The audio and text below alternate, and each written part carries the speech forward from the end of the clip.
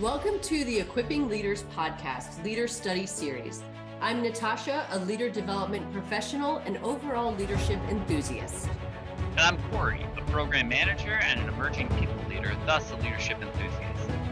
We are doing a leader study of the TV show Z Nation, deconstructing the leaders, leadership decisions, and team dynamics of the characters on the show to look at how leadership is all around us. And even if we're not in a position of leadership, we can still demonstrate it in our actions, responses, and in the opportunities around us. Z Nation aired from 2014 to 2018, but if you haven't seen it yet, there will be spoilers in these episodes. In this episode, we're talking about Season 2, Episode 3, Zombie Road, and Episode 4, Batch 47. Let's jump in.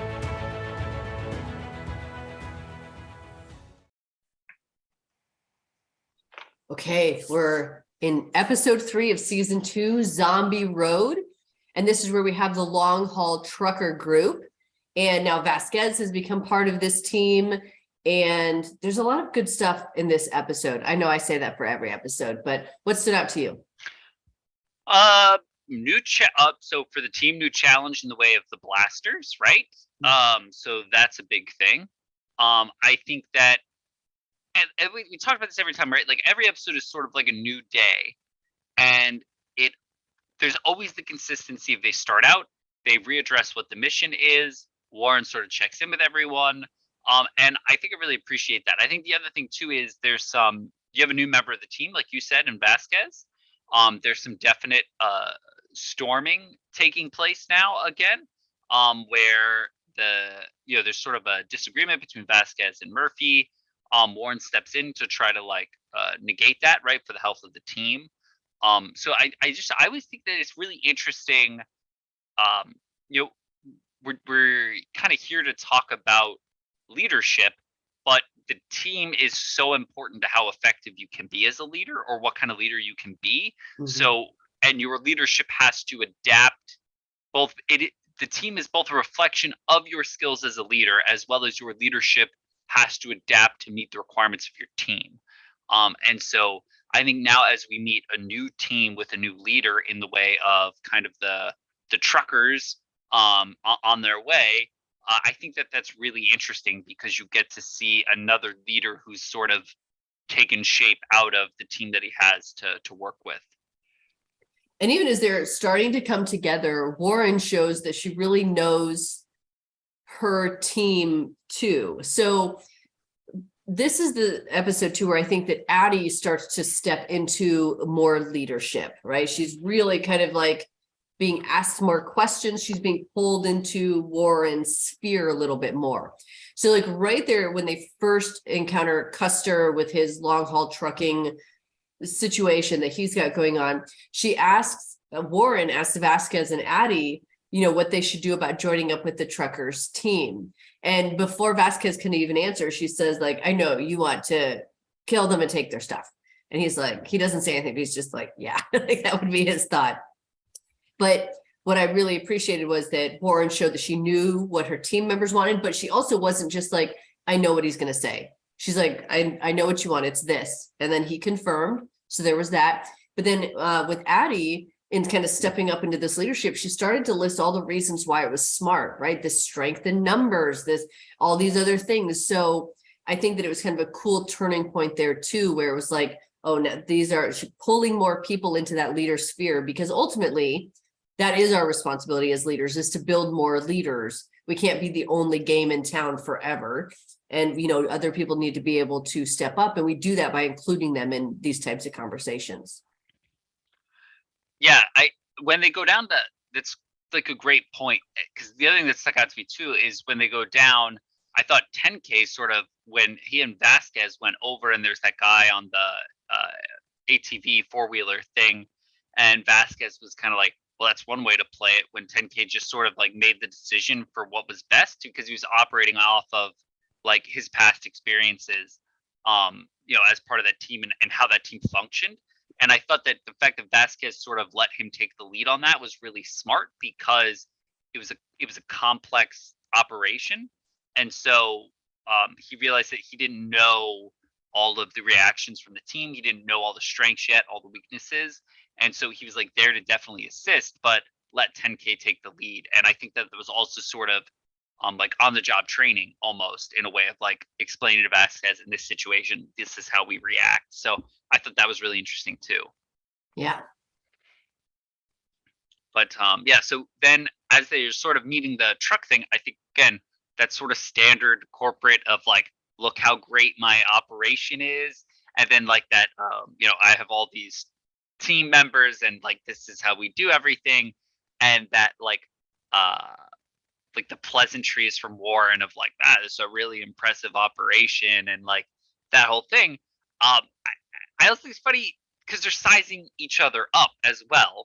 And they both have to understand that they're both deciding whether or not there's enough value there to work together or take the Vasquez approach of kill them and take their stuff. So I always think that dynamic is interesting from a zombie apocalypse perspective, as well as not that you're gonna kill somebody and take their stuff, but like in a work environment, you know what I mean? Those sort of forced interactions that have a very specific agenda and pattern and oh god, it's my favorite. It's my absolute favorite. It reminds me too of when I get all these different messages on LinkedIn where people are like, oh, I do this, we could do this together. And sometimes, sure, and then sometimes not so much, right? But yeah, it's that piece of what do you do? How does that benefit me? How does that benefit my organization and what we're trying to do? And then as appropriate moving forward. So yeah, I think there's a lot of that in a lot of business when it's like, does a bigger business acquire this other business? Is that valuable for everyone involved? So that's always super interesting to look at, because you're right. It's this matter of, let me show you the best and brightest, right? All these like shiny things that we have. What shiny things do you have? Okay. All right. These shiny things can all fit together in the same place, whether it's long-term or not. Because that's another thing that I do appreciate about Warren and how the team works together with their mission. It's that they don't ever assume that anyone else is in it for the long haul. They definitely view it in these little like sprints of, okay, we'll be working together for this time to get to this next objective, not necessarily to get all the way to California. Yeah, that's such a great point of those little micro goals and like little sprints that fit in of never trying to think that long term. And I think I think that there's like, but like for this team and the way it's designed and for what their mission is, I think that is like really effective. And I can understand that wouldn't be effective for like other teams with other goals. But yeah, I do love that point. So yeah, but that's I had a point. I lost it. I'll circle back. Where is it going? It'll come back. It'll come back. Another piece too was the medical wagon on this long haul trucker thing. So I thought this was really interesting for a lot of reasons. So Custer, the leader of the long haul truckers, it was so there were two pieces. So one, when he would send people to the medical tent, he had these riddles that in his mind made sense for determining if someone was mentally viable to still be part of his mission of getting to Edmonton. And it was just interesting because it just reminds me of gatekeeping in the world in general, where it's like, based on what, right? Like you're the gatekeeper, but why? And like to what end? And is this the right assessment and all of that? So I thought that was a pretty interesting thing. And then if he determined that someone wasn't viable, then they had to go to this like medical tent, this medical truck. And I thought that was also really interesting because it's this desperate reach for control. You're not viable to this mission, but it's not like I don't want to just like leave you behind. So what I'm going to do is I'm going to micromanage and I'm going to put all this structure, all this control, so you can't really be effective in any other way, so that you're not risking anything, but I'm also not letting you develop and grow either. So I thought that was super interesting, this whole medical tent or medical tent. Yeah, no, that's a really good point, because like the other thing too is like, you're absolutely right. It's the micromanaging, it's the gatekeeping, but then it's also this very shallow, veiled, like, it gives you an out, right? Like this, whenever anything goes wrong, well, we would be going faster, or we would have been there already, but we have this medical thing. And then you get to take that, like, bleeding heart approach of, I want to go faster, or I could be doing more performing, but I've got to make sure I keep this medical trailer thing going along with me. And it's like, look at how hard my life is. And it's, that is, oh gosh, very, Oh. very valid point. I didn't even view it as that. I just viewed it as like, those are dumb riddles. But also, yeah, 100%. Very, very accurate. Yeah, but like you said, like that excuse, like the great point of that excuse of like why we can't be going faster. Well, I can't leave them behind, right? So it's almost like this, again, I keep using the word performative, but it's this performative leadership. Leaders develop other people to be leaders, right? They're clear in vision. They don't stifle and they don't prevent people from becoming who they're supposed to be. That's exactly what he's doing with this medical tent or this medical truck. And so, yeah, so it's this whole thing of like, oh, I can't leave them behind. I'm such a great person. I'm such a great leader, right? And it's like, yeah, but you're not doing any leading. Something, I'm curious to hear if you agree or disagree with me on this one. Given past knowledge and past episodes, it's probably going to be a solid disagree. But anyway, I also think, like, who you're with can kind of affect how well you can perform. Because what I thought was really interesting is you have you have Doc, and you have like a guy who tends to be very like part of the group, right? He tends to be a little bit more, but he's working with Custer's nephew, I think it is. He's driving with his the nephew, Custer's nephew, and all of a sudden Doc's like involvement, his situational awareness, all that sort of stuff kind of goes to the wayside, because the nephew is sort of a little bit more like lazy. So because Doc is now sitting with him, like almost in a way to make the nephew feel more comfortable, he also now gets lazy, right? And like almost to the, well, not almost, right? It is absolutely to the detriment of the safety of the rest of the group. And I just thought that was really interesting as well, because it's like, is that, if that guy was on the team, right, would they've gotten as far as they have, right? Or would that laziness have like sort of been epidemic and taken over everyone?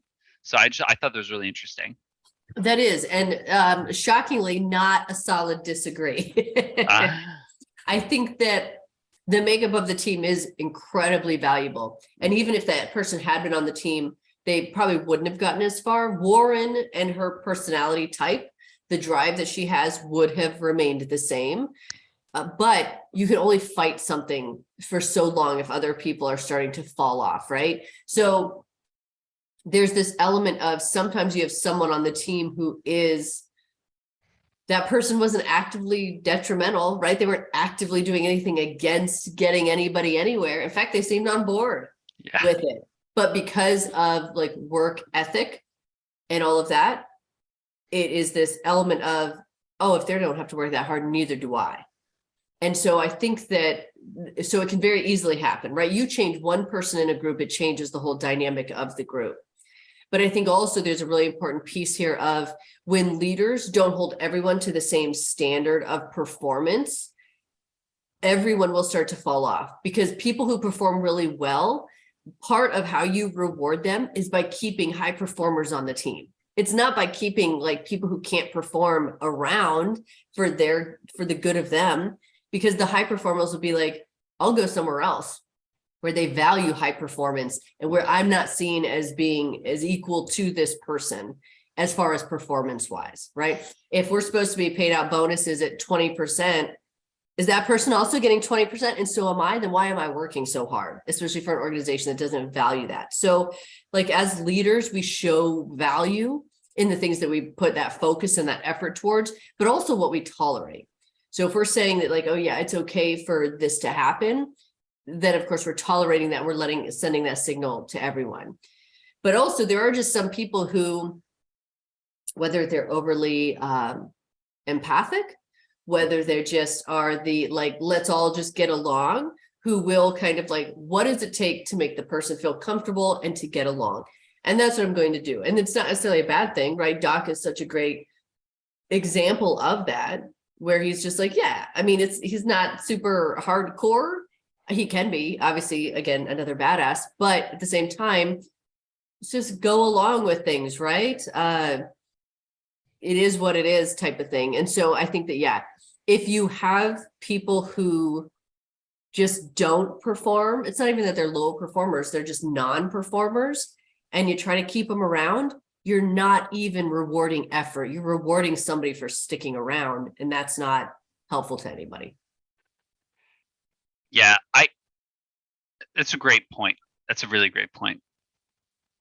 But so the other thing I think is interesting too, though, about this episode is when you look at Custard and you look at Warren, and when she goes to him and is like, hey, your people are like falling behind, you need to slow down, because his whole his whole drive is get there faster, that kind of like trucker mentality. I think it was interesting the way in which he thought about it, like nobody, like he kind of had that nobody tells me what to do, but then showed like the respect and acknowledgement to Warren as another leader, and then was like, hey, this is a peer, they're checking in, they're giving me some good advice. They like, I know that she knows what she's talking about, or I believe that she does, so like I'm gonna heed that advice, heed that warning, and I'm gonna slow down and let my other people catch up. And I thought that was really like a mature leadership thing to do, is even though it's running counter to your idea, you course corrected based off of like feedback from someone else that's viewing it through a different lens, right? That's not as hyper focused on the exact same mission as you are. So I thought that was a really great point in the show. Yes. And I think that it's just kind of goes back to that performative piece at the beginning. Here's what I have. Here's what we're doing. Great. Here's what we have. Here's what we are doing. And so I think that there's also this like shared understanding, and you're absolutely right, this trust that we both understand how long this is. We're going to Edmonton. That's where we're going. You're saying these people are falling behind. Yeah. Let's refocus it and get these people there. Because that was another thing. He kept saying, get my people to Edmonton. And so she just kind of also like used his own words to be like, your people are falling behind, right? So using that even to be like, we got to just reassess in this moment. Yeah. The other thing too, like, as far as like, when they're, running into the issues when that muscle car gets stolen and everything, and they're sort of trying to, do we go for that or whatever? Again, like you had said, Addie's sort of taking more of that leadership role. Warren checks in with her, right? What do you think we should be doing? And again, taking her, not taking her feedback, but taking her advisement now. You know what I mean? So there's a different, and I think I think Warren is doing a really great job as a leader of allowing that transition from teammate to co-leader, or you know what I mean, to happen gracefully and like controlled. Like, I think that's really important. It wasn't like all of a sudden like, all right, Monday when you come in, you're going to be, deputy program manager on this mission, so I expect you to know how to do everything, and there's going to be a lot of stuff I'm just going to let you do because now you have that title, so that means you automatically now should know how to do all this stuff and deal with all these things.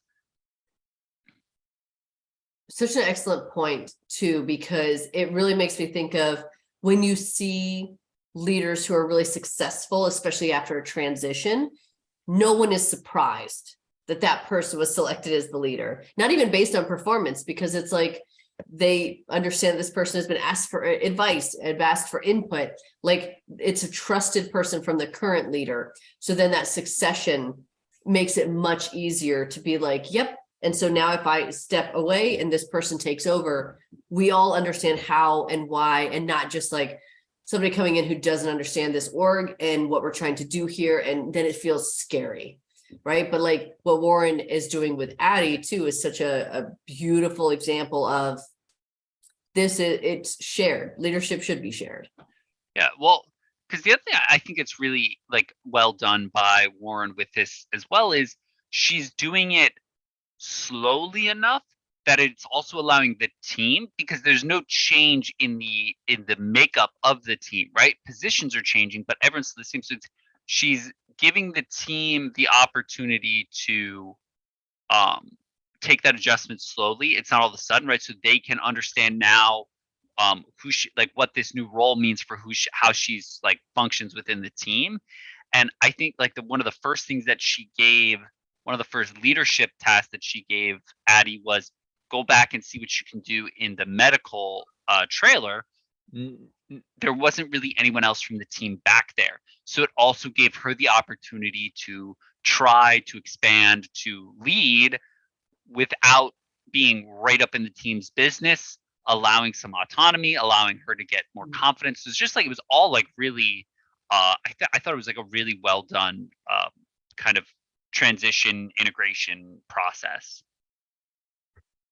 Agreed. And I know that like, so when they were back there, that's also Addie, that's where she learns that Custer's son is in the medical wagon. Yeah. And excuse me, something really interesting happens there that I did want to talk about too, which is where he says, the son says, this whole death wagon is my fault. I got too sick to drive. Okay. So many things I want to like unpack around this.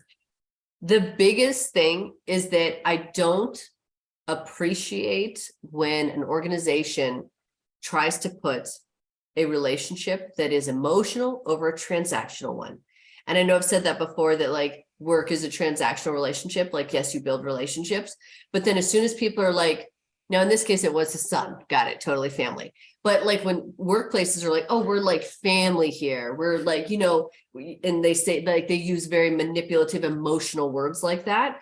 It then puts people in a place where they're like, if they can't do something, it's not like, oh, I didn't keep up my end of the deal. It's like, I've betrayed people and let them down and I'm a failure. It has this whole other emotional toll because we put this emotional transaction or emotional relationship over this transactional one. And so it was really interesting, like for that, again, I know that was his son, but at the same time, you hear people in the workplace doing that, where they're like, I failed this whole thing is my fault. And it's like, we're a team. It's everybody's fault. But when we put that thing where it's like, oh, I've let this family down, or I, you know, this like emotional piece like that, I think it like blows things way out of proportion and people are too hard on themselves.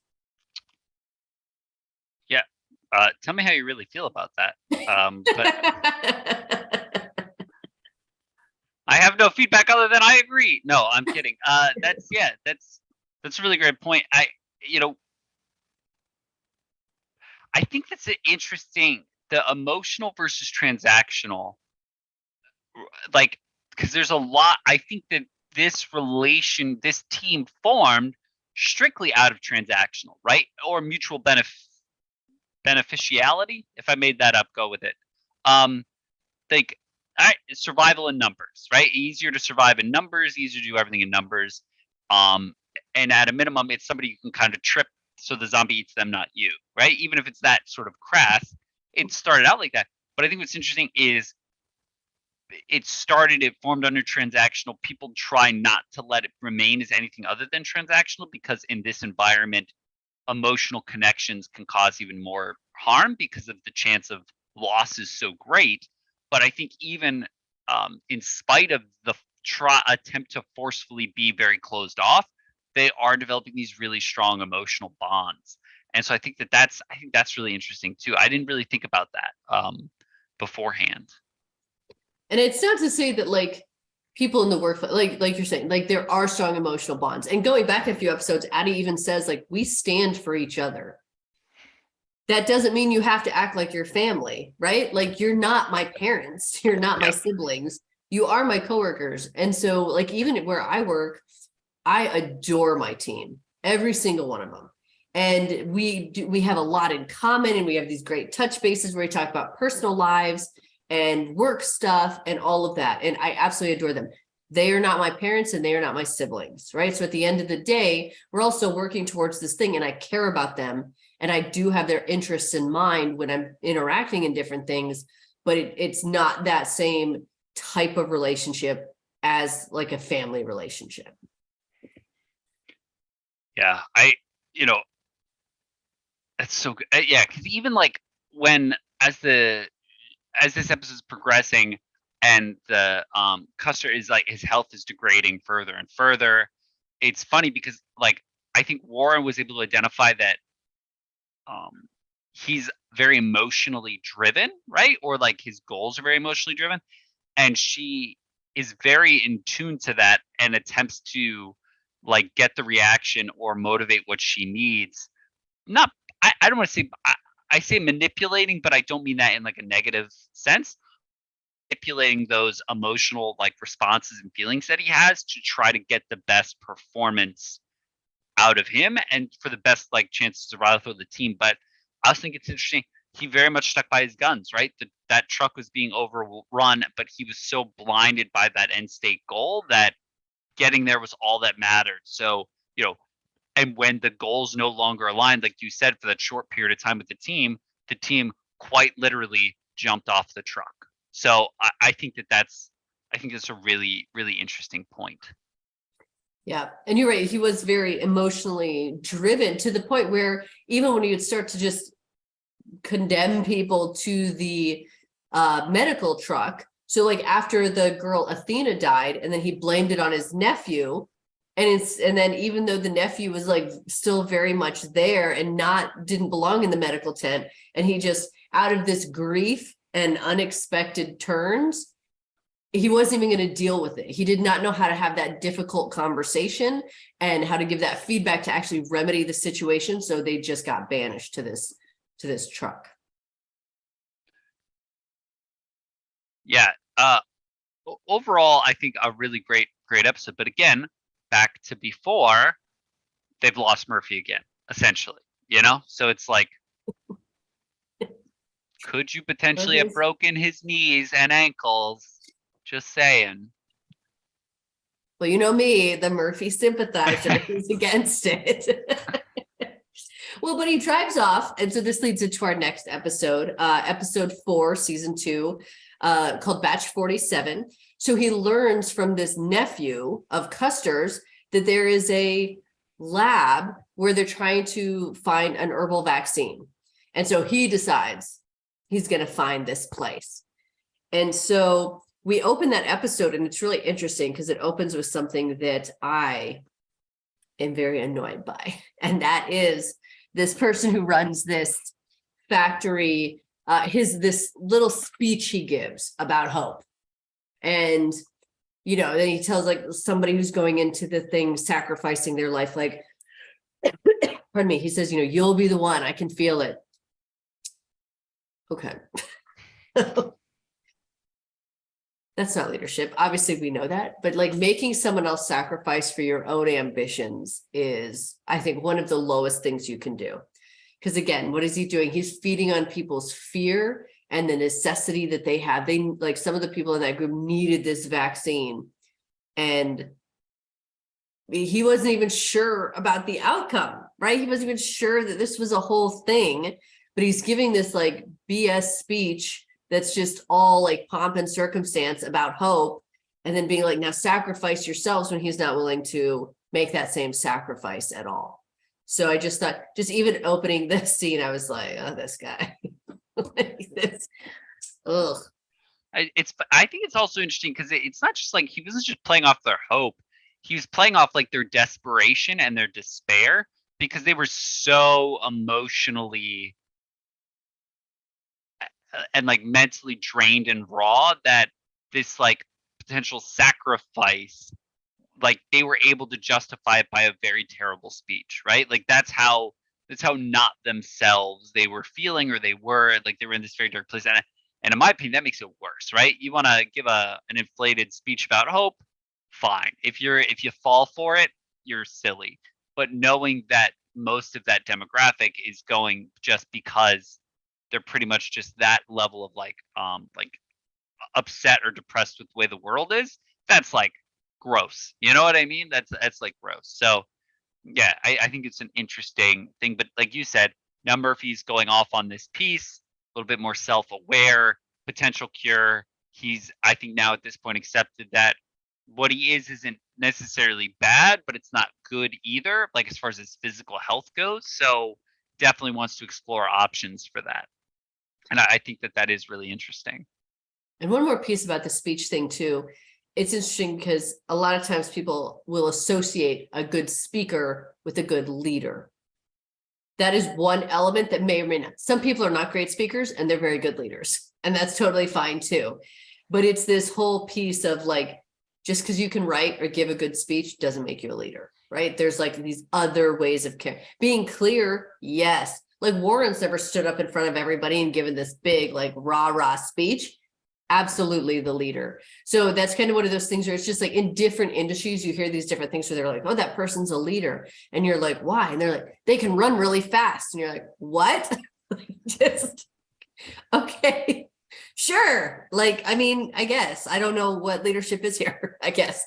So it's just one of those things where it's like, but like, what is it that really, like, don't be fooled by smoke and mirrors. That can be one element of it, but it also could have nothing to do with it.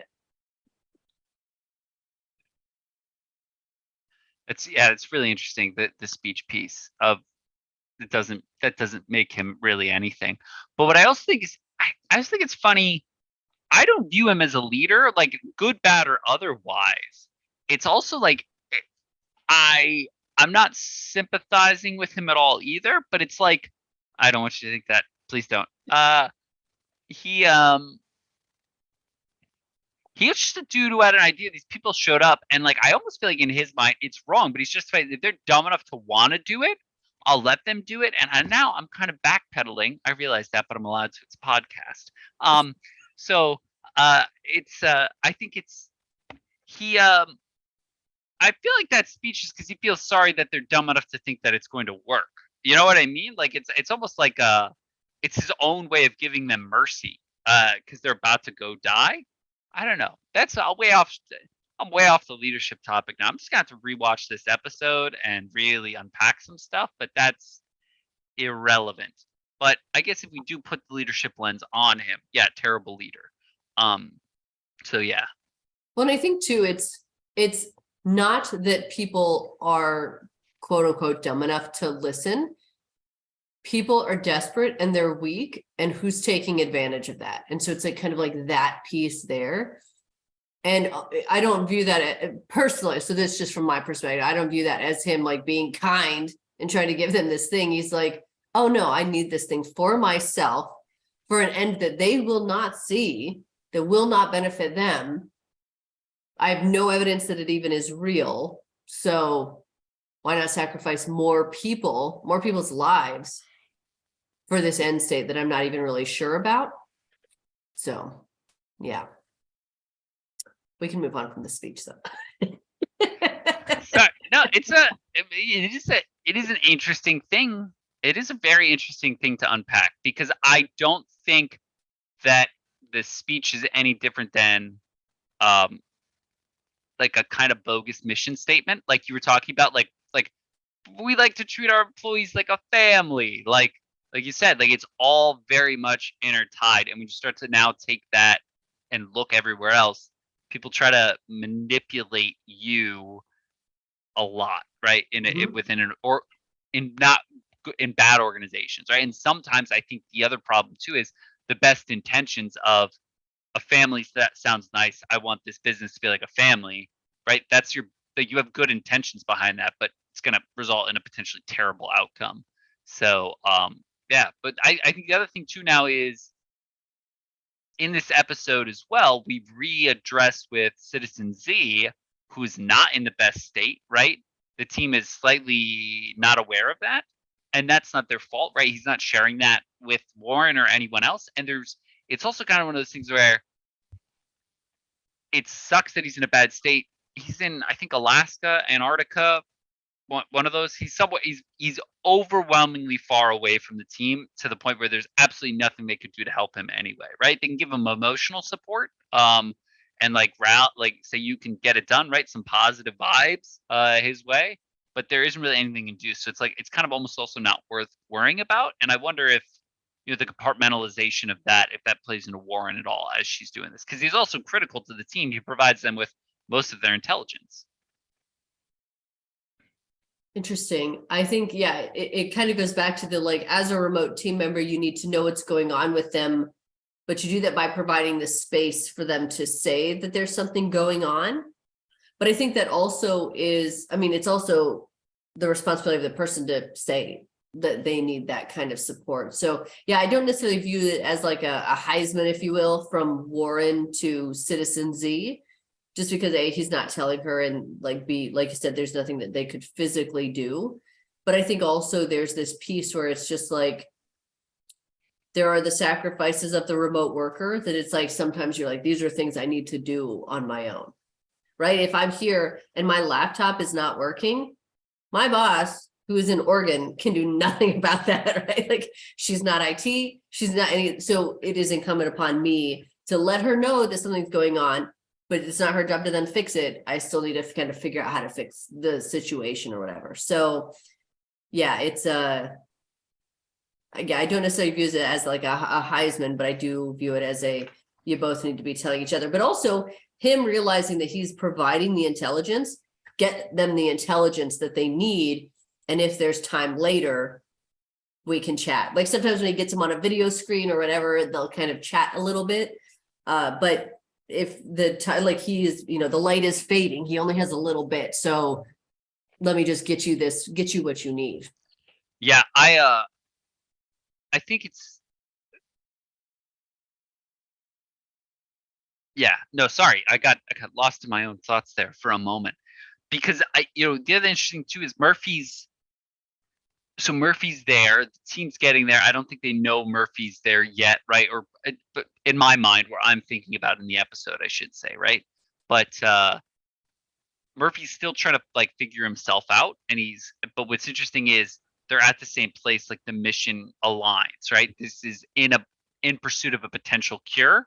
So to not stick with the team, it's like you had said, like he just doesn't, it's like he doesn't feel valued there. So now they could be working together, but they're fractured. And I was just thinking that's kind of interesting. Like, is that a common thing in remote work at all too, right? Because you're not necessarily sitting in the same like cubicle area as somebody else. So like that communication piece becomes key. And did the team ever fully communicate that the goal was a cure, not just the goal is to get Murphy to California? That's an oversimplification of the same goal. Yeah. But I think we run back into El Scorpion in this mission, or in this episode, right? While they're in the course of this mission. And so I think that's interesting, because now he's in like full leadership mode with all of his underlings, and is sort of the complete opposite of Warren as a leader, in the perspective that no one on that team that's with him does he care about at all, right? It is totally a self-service mission. All those other people are cannon fodder soldiers, right? For his protection, for his goals, what they want or need doesn't value at all. So I think that's pretty interesting to see that play in comparison. Yeah, and it definitely, just with how that type of authority goes, it is ruled by fear. So yeah, everybody becomes expendable when it's a rule by fear type of org. Yeah, they've run into him again. They've run into the my favorite villain in the entire show again. And he has a conversation with Murphy, I think, that really starts to make some significant cracks in the team's dynamic. And I was wondering what your thoughts are on that. Before I say my thoughts, I'd like to hear what you think these significant cracks in the team's dynamics are. Okay. So I think that he is starting to like allow, like, not ideas of grandeur, but like ideas of grandeur for Murphy, like that you're better than this team, you don't need them, they're using you, like all very like unhelpful things that are you're special, you are the chosen one, we can I don't know if he necessarily says we can rebuild the world in your image, but it's heavily implied. And so I think that that sort of negativity is really really starting to, or is going to eventually start to hurt the team. I agree. I think that, yeah, it's because so Murphy is still in this place where he's figuring out the influence that he has, right? He knows he can influence zombies. He's just kind of learning more about that piece. And then Kurian says to him, you and your kind will outlive humans and zombies. You will inherit the earth. And I think that for somebody, if you hear too much, like, you need a great mentor who both encourages you and believes in you, and also will tell you the hard truth that you're not the best thing ever, right? Like, you need that balance in those people around you. And so, yeah, so with that, it was like, as this person is developing, he's learning this influence he has, he doesn't feel as strongly connected to that team because they don't really seem to care about what happens to him. And so, yeah, and then you tell him something like this, and I think, yeah, it almost sets off this egomaniacal aspect of, I don't need them. Like, this is my show now, my game.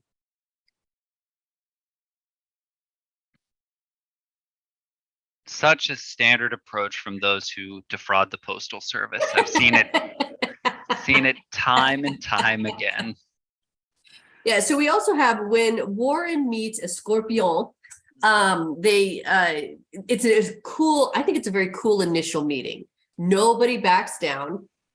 Neither one of them has a reason to. They don't know each other yet.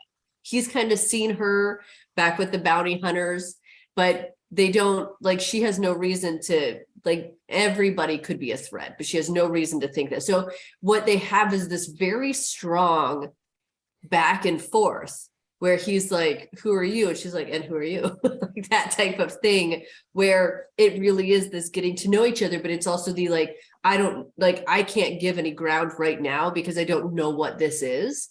But I think they both do it really well in those initial moments of first meeting where neither one of them gives up ground, and they do introduce themselves and all of that. But I thought that that was just kind of I think that sometimes when leaders come together, it's either overcompensating sometimes. This is my team, this is my show, my stuff, right? And all the rest of you are nothing in comparison. And then the other person then trying to, like, almost like overcompensate on the other side.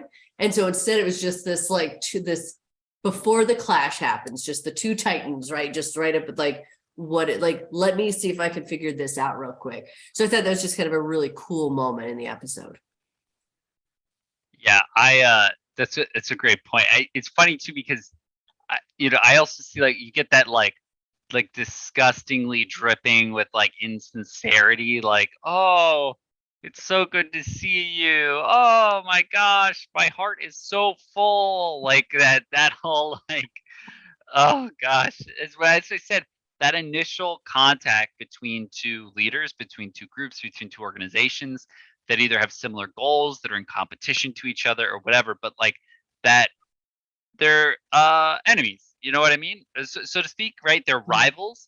But that sort of societal enforcement of, like, niceties that now doesn't necessarily need to exist in the zombie apocalypse because there is no more society, and yet it is so ingrained that show of strength for who, right? Like, what are you being strong for the opposite person? I just think it's really interesting.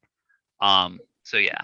Yeah, and I think too, it's I don't know if you're in conflict with me yet, right? So it's like that initial, like, are we in conflict? Like, so yeah, like, do our goals align? Do we have similar values? Are you going to actively try to throw my project off track? And so, like, just that, like, yeah, those niceties, which are not even in just the work world, in any world where it's like, hey, are we in alignment? And then when you're like, oh, we're not. Yeah. Like, let's, go our separate ways or whatever. But yeah, you're right. Like we are, it's just ingrained in us, these niceties, but also just, like, as humans being social creatures, to be like, can I increase this group? Can I make this group bigger? We do inherently want to get along with each other. Yeah. So, no, it was a great episode. And then, ended with like an old character kind of coming into play a little bit right there with uh like the Murphy kind of family dynamic, right? It's like now you know, he's getting you know, a new a new curveball into like this like selfish, it's me, I'm going to take over the world. And I think that that plays in really interesting to like how he moves forward, right? Because now it's his personal life affecting this business goal of taking over the, you know, I will inherit the earth, right? So I think that's pretty interesting. Yeah, it'll be interesting.